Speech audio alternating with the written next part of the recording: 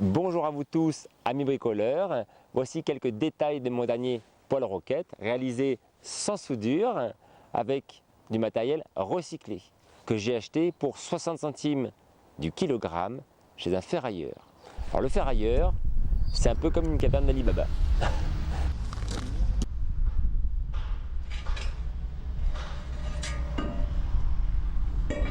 Génial.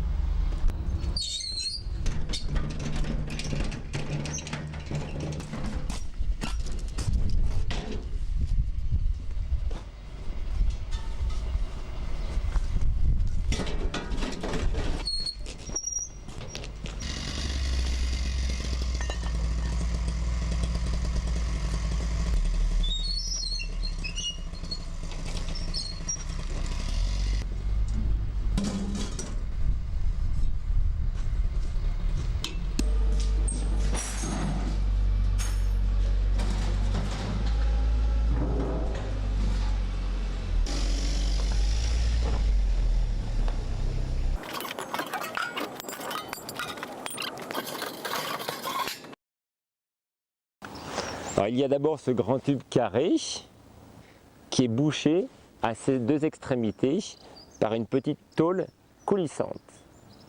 Le combustible est posé dans cette pièce-là verticalement et vient brûler au fond. Les flammes vont venir taper sur le bas de la cheminée interne et remonter pour venir taper sur le fond de la cocotte minute en inox qui a été mise à l'envers et elle va se transformer en plaque de cuisson. Cette cocotte minute est mise entre une bouteille de gaz en extérieur et une chemise d'étanchéité à l'intérieur. Entre la bouteille de gaz et la chemise interne, j'ai rempli de sable qui a plusieurs rôles. Le premier, c'est de rendre étanche aux fumées cette jonction-là. Le sable va aussi isoler le foyer pour que la peinture d'origine de la bouteille de gaz reste intacte. Et quand le feu est éteint, la chaleur emmagasinée par le sable va diffuser vers l'extérieur pendant à peu près 2 heures, comme un radiateur. C'est ce qu'on appelle l'inertie thermique. Les gaz vont descendre ici, rentrer par cet orifice-là, et venir ici et être déviés et remonter dans la cheminée extérieure parce qu'ils sont aspirés par le conduit de fumée qui fait 100 de diamètre par 2 mètres de hauteur minimum.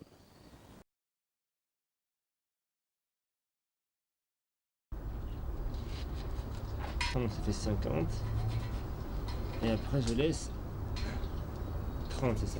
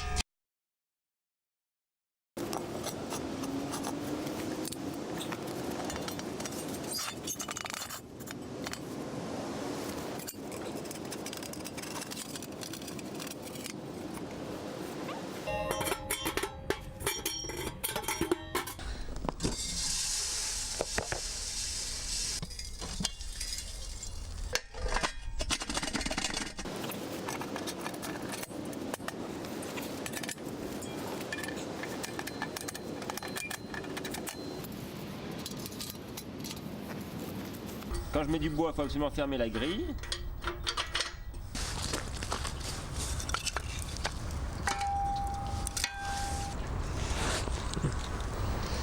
Voilà, au bout de 5-6 minutes, la combustion est quand même relativement propre.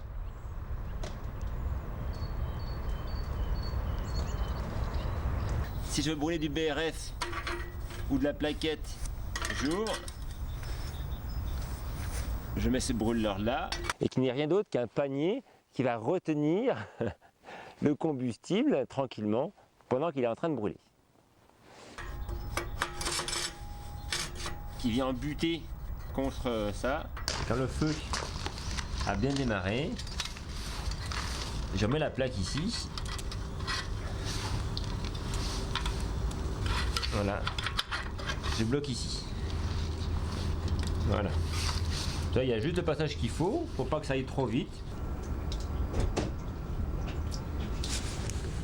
Quand c'est presque vide, comme il y a une grosse section ici, il peut y avoir de l'air qui rentre là, puis des flammes qui sortent à côté. Du coup, pour être sûr, il faut juste mettre une petite plaque dessus, comme ça, dès le départ, et on est sûr que l'air va rentrer et là et ici. Il n'y aura pas la place pour qu'il y ait de l'air, des fumées qui sortent. Et si je veux brûler du granulé de bois, ben j'ai fait un autre brûleur exactement sur le même principe. C'est juste que comme le granulé est plus fin, et ben les mailles du panier sont plus resserrées. Et comme énergétiquement il est plus dense, ben j'ai fait un panier plus petit, et pour alimenter juste le panier, j'ai mis un tube de 80 que j'ai pincé ici, qui vont alimenter juste le panier. Voilà. Je vous montre comment le fabriquer, et je vous offre le gabarit de perçage. Allez, c'est parti.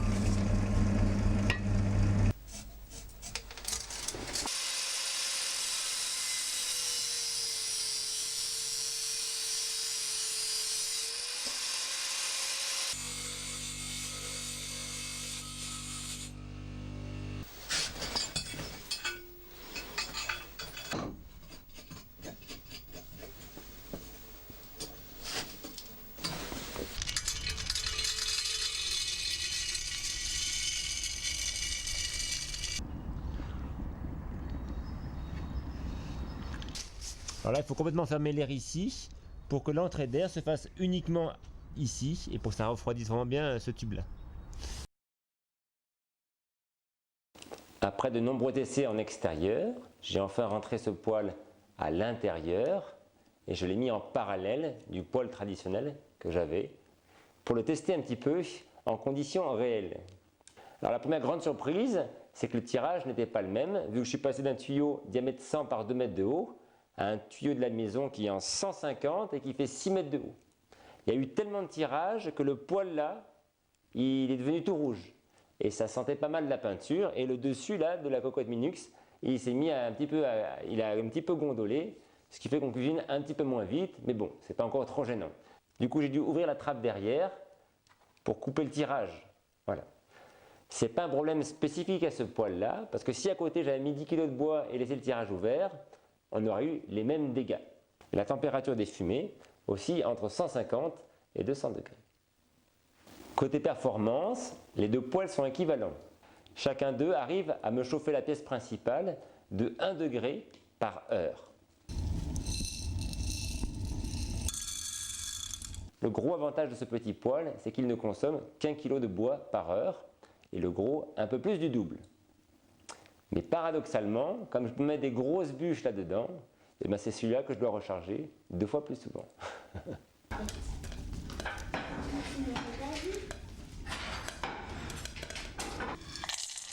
Ce poêle n'est pas très compact, mais j'avais besoin de mettre de la distance entre le conduit d'alimentation et les peintures de la bouteille de gaz ici. Mais l'arrière me permet de poser une petite casserole pour faire mijoter une sauce tomate pendant que je prépare mes pâtes.